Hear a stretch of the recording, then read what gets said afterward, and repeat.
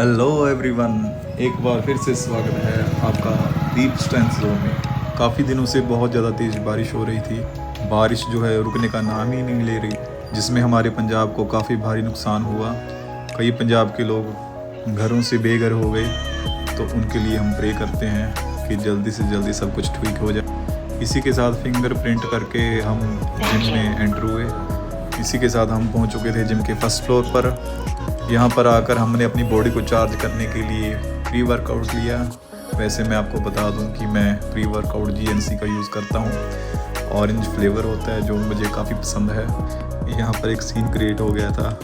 Pre workout लेते समय fan का फेस हमारे प्री वर्कआउट के डब्बे की तरफ हो गया था। प्री वर्कआउट हवा में उड़ने लगा था, तो झट से हमने उसको पकड़कर अपने डिब्बे में फिर से बंद कर लिया। प्री वर्कआउट लेकर वर्कआउट करने के लिए हम हो रहे थे रेडी। आज का जो वर्कआउट है वो बहुत ही ज़्यादा इम्पोर्टेंट है दोस्तों।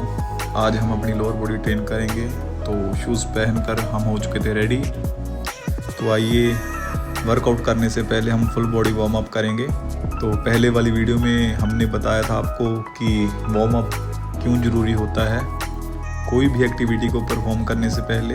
पिछली वीडियो को देखकर मेरे कई भाई लोगों ने सवाल किया था कि आपने अपनी इंट्रो नहीं दी। तो आइए थोड़ा सा मैं अपने बारे में आपको इंट्रोड्यूस कर दूं। मेरा नाम संदीप शर्मा है, लेकिन जो इस चैनल का नाम है वो डीप स्ट्रेंथ जोन के नाम से है। मेरे जो कोच हैं वो दीक्षित चोपड़ा हैं, 792 फिटनेस स्टूडियो के ओनर, जिनके अंडर मैंने 3 से 4 साल ट्रेनिंग की। उनके थ्रू ही मैंने IFSI अकेडमी पुणे से सर्टिफिकेशन की। तो मैं IFSI पुणे अकेडमी से सर्टिफाइड हूँ। यहाँ से मुझे बहुत कुछ सीखने को मिला और फिटनेस लाइन में मेरी काफ़ी ज़्यादा नॉलेज गेन हुई। फिटनेस दोस्तों एक ऐसी चीज़ है जो आपके लाइफस्टाइल को ही चेंज कर देती है कि हमें उठना कैसे है, सोना कैसे है, बैठना कैसे है, चलना कैसे है, खाना कैसे है, क्या खाना है, क्या नहीं खाना है। तो फिटनेस से टोटली आपका लाइफस्टाइल ही चेंज हो जाता है। अगर आप एक फ़िटनेस फ्रीक हैं और जिम में पसीना बहाना पसंद करते हैं, तो आप बिल्कुल सही जगह पर आए हैं। तो इस चैनल पर हम सिर्फ वर्कआउट ही नहीं करेंगे, बल्कि एक साथ मिलकर अपनी फ़िटनेस जर्नी को और भी मज़ेदार बनाएंगे। अक्सर जो बिगनर होते हैं, जिन्होंने जिम शुरू करना होता है, उनके लिए बहुत ज़्यादा मुश्किल होती है। उनको कुछ नहीं पता लगता कि कौन सी एक्सरसाइज करनी चाहिए, कौन सी नहीं करनी चाहिए, वर्कआउट शेड्यूल क्या होना चाहिए, क्या खाना चाहिए हमें, क्या नहीं खाना चाहिए। तो उनके लिए ये चैनल बहुत ही हेल्पफुल होने वाला है। अभी हमने YouTube पर नया चैनल बनाया है, तो अभी सिर्फ वर्कआउट का जो शेड्यूल है वो डालेंगे। आगे वाली वीडियोस में आपको हम सिखाएंगे और बताएंगे कि आपने डेडलिफ्ट को कैसे परफॉर्म करना है और आपने स्क्वाट को कैसे परफॉर्म करना है, और इंजरी से बचने के लिए किन किन बातों का ध्यान रखना चाहिए। वो सब कुछ आगे आने वाली वीडियोस में आपके साथ शेयर करेंगे। तो बातें हो चुकी बहुत, इसके साथ हम आज का वर्कआउट शुरू करेंगे। तो वार्म अप अपना जो है ख़त्म होने को आ रहा है। तो दोस्तों आज हम अपनी लोअर बॉडी को ट्रेन करेंगे। ज़्यादातर हमारे जो भाई हैं वो लेग डे को स्किप करते हैं, लेकिन हमने लेग डे को स्किप बिल्कुल भी नहीं करना है। तो मेरे साथ आज वर्कआउट करने पहुंचे हुए थे मेरे स्कूल टाइम के फ्रेंड शेरा, जो मेरी वीडियोस भी रिकॉर्ड कर रहे थे। तो आइए लेग शुरू करते हैं।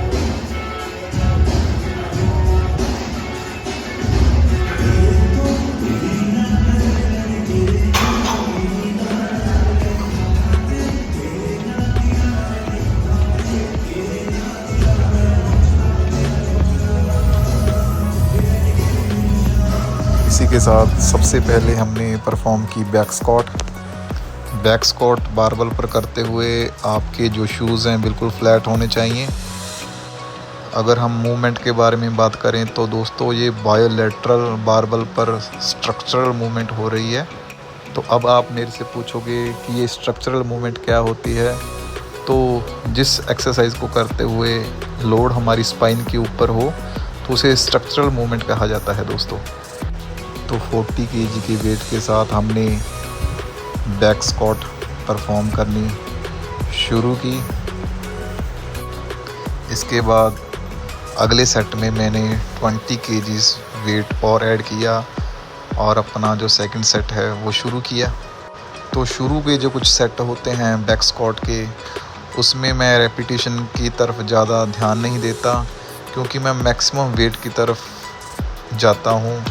तो मैं ज़्यादा रेपिटेशन लगा के अपनी एनर्जी को वेस्ट नहीं करता। मेरा हमेशा यही गोल होता है कि मैं मैक्सिमम ज़्यादा से ज़्यादा वेट लगाऊँ। अभी मैंने भी 2 मंथ के ब्रेक के बाद फिर से एक्सरसाइज शुरू की है।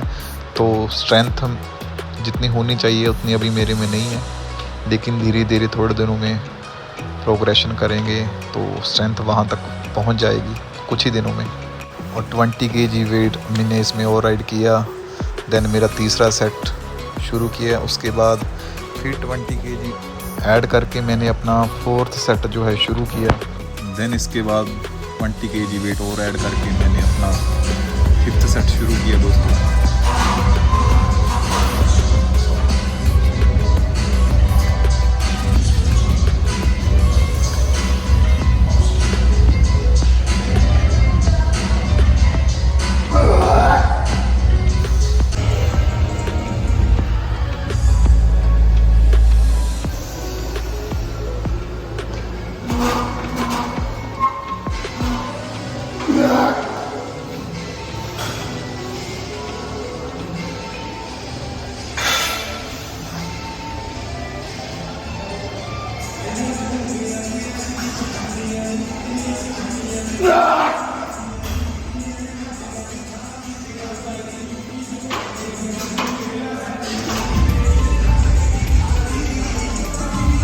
बैक स्क्वाट परफॉर्म करने के बाद अब हमने अपना स्टांस लेके फ्रंट स्क्वाट परफॉर्म की दोस्तों। जो बैक और फ्रंट स्क्वाट में जो जॉइंट एक्शन हो रहा है वो आपका नी एक्सटेंशन एंड हिप एक्सटेंशन हो रहा है, और जिसमें आपके मसल इन्वॉल्व हैं जो ट्रेन हो रहे हैं वो आपके quadriceps, gluteus Maximus and hamstring assist कर रहा है। फ्रंट स्क्वाट में आपके क्वाड्रिसेप्स जो हैं वो ज़्यादा इन्वॉल्व हो जाते हैं, वो ट्रेन होते हैं। और स्ट्रक्चरल मूवमेंट के आपको बेनिफिट्स जो हैं दोस्तों, उसमें आपकी पूरी एंटायर बॉडी और पोस्टीरियर बॉडी दोनों ही ट्रेन होती हैं। तो इसके बाद हमने दोस्तों परफॉर्म की बैक स्क्वाट पॉज। तो हमने नीचे बैठ के वेट को फुल रेंज में होल्ड किया। इस एक्सरसाइज के बेनिफिट आपको ये मिलेंगे कि इससे आपकी मोबिलिटी बढ़ेगी और आपकी लोअर बॉडी जो है वो भी स्ट्रॉन्ग होगी और ज़्यादा, और इससे आपकी जो स्ट्रेंथ है वो भी काफ़ी ज़्यादा इम्प्रूव होगी। तो आप अपने वर्कआउट में बैक स्क्वाट पॉज ज़रूर ऐड करें, और इसके काफ़ी ज़्यादा अच्छे रिज़ल्ट्स आपको कुछ ही दिनों में देखने को मिलेंगे। इसी के साथ हमने अपना अगला सेट शुरू किया।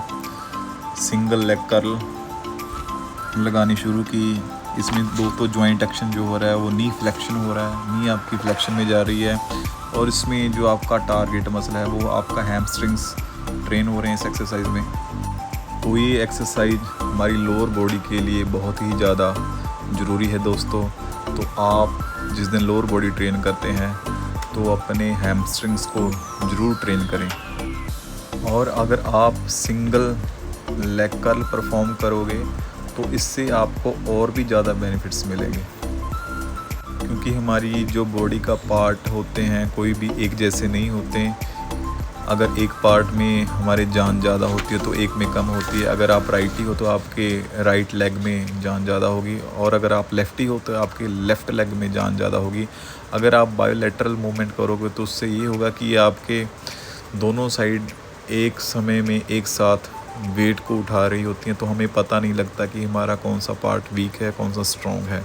अगर हम सिंगल लेग लगाएंगे तो उससे हमें पता लगेगा कि हमारे ये वाली लेग ज़्यादा स्ट्रॉन्ग है और ये वाली वीक है, और जो वीक वाली लेग है तो उसको ज़्यादा से ज़्यादा ट्रेन करें तो उसके आपको बेनिफिट्स काफ़ी देखने को मिलेंगे। इसके बाद हमने परफॉर्म की सिंगल लेग एक्सटेंशन।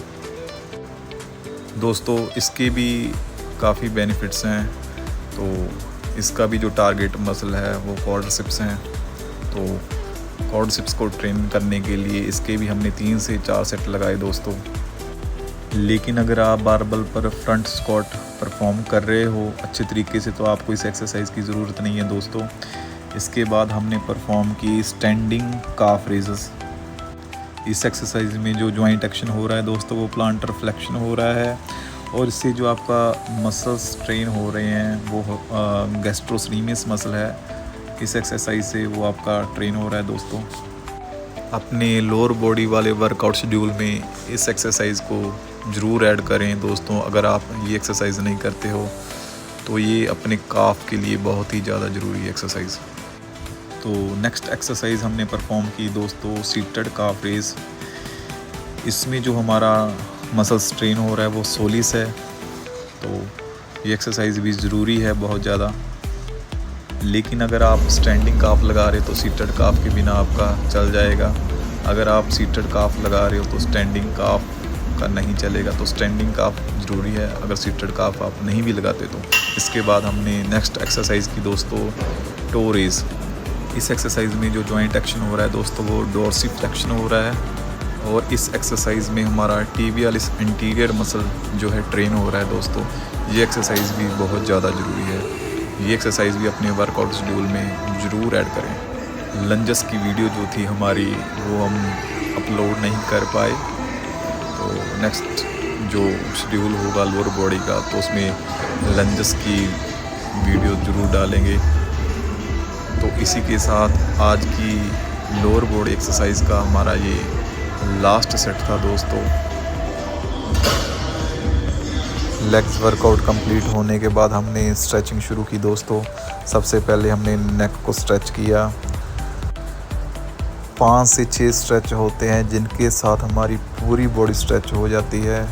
तो जैसा हम देखते हैं कि एक दूसरे को देख कर पता नहीं क्या क्या स्ट्रेच करते हैं लोग, ज़्यादा स्ट्रेच करने की ज़रूरत नहीं होती।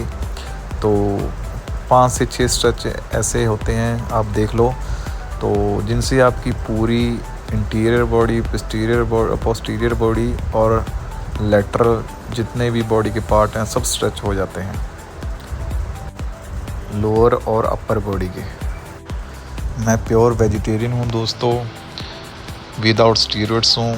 तो कई लोगों का मानना होता है कि जो वेजिटेरियन होते हैं उनकी बॉडी नहीं बन पाती, जो स्टीरॉइड्स लेते हैं सिर्फ उनकी ही बॉडी बन पाती है। कई लोगों का मानना ऐसा है, लेकिन ऐसा मानना बिल्कुल गलत है दोस्तों।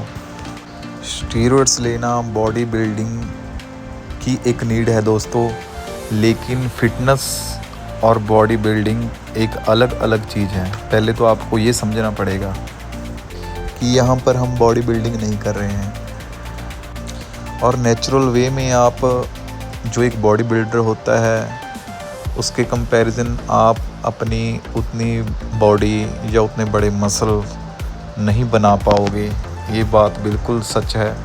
स्टीरॉइड्स करने का देखिए उनको ही फ़ायदा है जिन्होंने बॉडी बिल्डिंग कंपटीशन की प्रेप करनी है, कंपटीशन खेलना है, या बॉडी बिल्डिंग में अपना एक नाम बनाना चाहते हैं, तो उनके लिए स्टीरॉइड्स लेना ज़रूरी बन जाता है। लेकिन स्टीरॉइड्स लेने के बाद उसके जो बुरे रिज़ल्ट हैं तो वो कुछ टाइम के बाद देखने को मिलते हैं।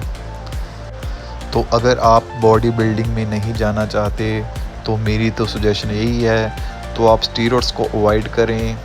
नेचुरल वे में और वेजिटेरियन होकर भी आपकी बॉडी बन सकती है। नेचुरल बॉडी बनाने में टाइम ज़रूर लगता है, लेकिन जब कुछ समय निकल जाता है, आप कंटिन्यू रखते हो, तो जो उसके अच्छे रिज़ल्ट्स हैं वो कुछ टाइम बाद आपको पता चलते हैं। और आपके साथ बातें कुछ शेयर करते करते हमारी स्ट्रेचिंग जो थी वो कंप्लीट होने वाली थी। तो आज की वीडियो आपको कैसी लगी कमेंट करके ज़रूर बताएं, और अगर आपने हमारे चैनल को सब्सक्राइब नहीं किया तो प्लीज़ सब्सक्राइब कर लें, और कोशिश करेंगे कि आपको हर दिन नया से नया कंटेंट आपके लिए लेकर आएं। शुक्रिया।